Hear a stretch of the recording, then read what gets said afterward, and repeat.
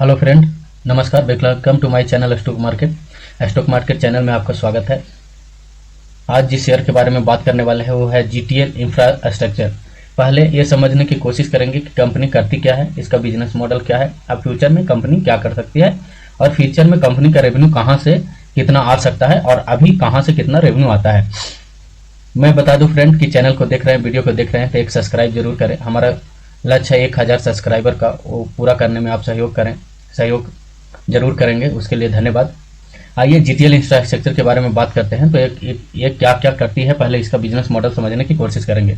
इसके लिए हमने एक पीडीएफ बना के रखा हुआ है, आइए उस पीडीएफ पे चलते हैं। तो ये है जीटीएल इंफ्रास्ट्रक्चर क्या करती है, पहले ये समझने की कोशिश करेंगे। देखिए यहाँ से ये प्रोजेक्ट टेलीकॉम मुख्यतः ये टावर एक कंपनी बनाती है। आई कंपनी इंडिया के 22 टेलीकॉम सर्किट में काम करती है। ठीक है, इसके पास करीब 28,000 टावर है। कंपनी का सर्विस में इंफ्रास्ट्रक्चर शेयरिंग के अलावा कंपनी एनर्जी मैनेजमेंट और टावर साइडों पर पावर सप्लाई ईटीसी देती है। फाइनेंशियल हेल्थ सेक्टर की परफॉर्मेंस भी देखेंगे तो कंपनी अभी प्रॉफिट नहीं कर रही है। कंपनी का नेट लॉस बढ़ता जा रहा है। कंपनी का नेट लॉस में काफी, ऑपरेटिंग प्रॉफिट में काफी दिक्कत है। लिक्विडिटी भी थोड़ा इंप्रूव हुई है, लेकिन कैश और कैश इक्विवेलेंटी का अमाउंट अच्छा है, लेकिन डेट टू इक्विटी रेशियो काफी हाई है। इसके लिए कंपनी प्रॉफिट नहीं कर रही है। अगर एनुअल रिपोर्ट देखें 23-24 का, उसमें रेवेन्यू में थोड़ा सा कम हुआ या स्टेबल रहा, लेकिन लॉस और टैक्स काफी बढ़ गया है। फ्यूचर ग्रोथ अगर हम देखते हैं तो टेलीकॉम सेक्टर में काम कर रही है और टेलीकॉम सेक्टर में यूजेस ज्यादा बढ़ रहे हैं। 5G रोल आउट डिवर्सिफाई अगर होता है तो इसको 5G से बेनिफिट मिलेगा। अगर जीटीएल इंफ्रास्ट्रक्चर अपनी इफिशियंसी और ट्रैवल एक्सपेलेंट करे तो इसे रेवेन्यू में काफी अच्छी वृद्धि होगी। शेयर इंफ्रास्ट्रक्चर मॉडल से भी इसको फायदा मिलेगा। अभी कंपनी के ऑपरेशन में अपना टावर खुद नहीं बनाना पड़ेगा। अगर कोई कंपनी आती है नया तो इसका टावर पे अपना इक्विपमेंट लगा सकती है, उसके लिए तो उसको खुद का टावर नहीं लगेगा। कैपेक्स कम और इन्वेस्टमेंट रिस्क भी उसका कम रहेगा। कंपनी का ये मॉडल काफी सफिशिएंट है। एनर्जी मैनेजमेंट और clean energy solution, potential efficiency, remote के रिन्यूएबल पावर करना कॉस्ट थोड़ा कम पड़ेगा। अगर कंपनी सीधी सी भाषा में, अगर इसको आप नहीं समझे तो मैं सीधी सी भाषा में समझा दे रहा हूँ। कंपनी के पास टावर है, उसको कंपनी जो टेलीकॉम प्रोवाइडर सेक्टर कंपनियां है जैसे टाटा, जैसे एयरटेल, जियो, उसको जियो या एयरटेल इसके टावर पे अपना इक्विपमेंट लगाती है और उससे इसको रेवेन्यू जनरेट होता है। और ये पावर सप्लाई सारा मैनेजमेंट देखते हैं। रिस्क इसमें क्या है कि लॉस मेकिंग कंपनी है और इसका ग्रोथ स्लो है। हाई डेट इसके पास पड़ा हुआ है, इसका सबसे बड़ा है। प्रमोटर होल्डिंग बहुत ही कम है, ये भी इसका। ओवरऑल अगर व्यू फाइनेंशियल रेशियो ग्रोथ देखते हैं तो यहाँ देखिए, अगर कंपनी थोड़ा रिस्क ले सकता है तो पॉसिबल है कि लॉन्ग टर्म में बाउंस बैक कर सके।